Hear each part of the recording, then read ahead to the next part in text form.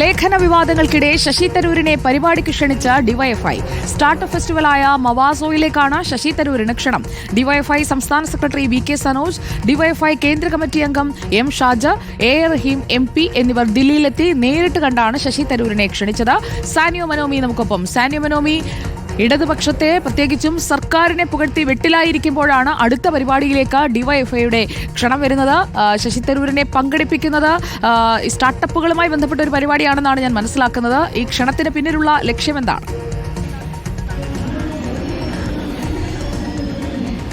സുജയ, ഡിവൈഎഫ്ഐയുടെ സ്റ്റാർട്ടപ്പ് ഫെസ്റ്റിവലാണ് മവാസോ എന്ന് പേരിട്ട് മാർച്ച് 1, 2 തീയതികളിൽ ടാഗോർ തിയേറ്റർ തിരുവനന്തപുരത്ത് വെച്ച് നടക്കുന്നത്. ആ പരിപാടിയിലേക്ക് സ്വാഭാവികമായും ഇത്തരം സംരംഭങ്ങളെയൊക്കെ പ്രോത്സാഹിപ്പിക്കുന്ന ശശി തരൂരിനെ ക്ഷണിക്കുക എന്നത് നേരത്തെ ആണെങ്കിൽ സ്വാഭാവികമെന്ന് പറയാമായിരുന്നു. പക്ഷേ ഇപ്പോൾ ഈ ലേഖന വിവാദമടക്കം ഇങ്ങനെ നിൽക്കുന്ന സമയത്ത് ഡിവൈഎഫ്ഐ നേരിട്ട് പോയി, അതായത് ഡിവൈഎഫ്ഐ അഖിലേന്ത്യാ പ്രസിഡന്റും MP-യും കൂടിയായ എ റഹീമും അതുപോലെ സംസ്ഥാന സെക്രട്ടറിയും അതുപോലെ കേന്ദ്ര കമ്മിറ്റി അംഗവും ഒക്കെ നേരിട്ട് പോയി ക്ഷണിക്കുന്നതിൽ ഒരു രാഷ്ട്രീയമുണ്ട് എന്ന് പറയാതെ വയ്യ. അത് കൃത്യമായ രാഷ്ട്രീയം തന്നെയാണ്. അതേസമയം ശശി തരൂർ ഈ വിഷയത്തിൽ പങ്കെടുക്കണം, അതായത് മവാസോ ഫെസ്റ്റിവലിൽ പങ്കെടുക്കണമെന്ന് ആഗ്രഹം പ്രകടിപ്പിച്ചിരുന്നു എന്നാണ് ഇപ്പോൾ നേതാക്കന്മാർ പറയുന്നത്. കാരണം അദ്ദേഹം എല്ലാ കാലത്തും ഇത്തരം സംരംഭങ്ങളെയും മറ്റും പ്രോത്സാഹിപ്പിക്കുന്നയാളാണ് താൻ എന്ന് അവകാശപ്പെട്ടിട്ട് ഉണ്ട്. മാത്രവുമല്ല, ഈ നേരത്തെയുള്ള ഈ കേരളത്തിലെ സ്റ്റാർട്ടപ്പ് വിഷയവുമായി ബന്ധപ്പെട്ട് തന്നെയായിരുന്നു ശശി തരൂരിൻ്റെ ലേഖനവും.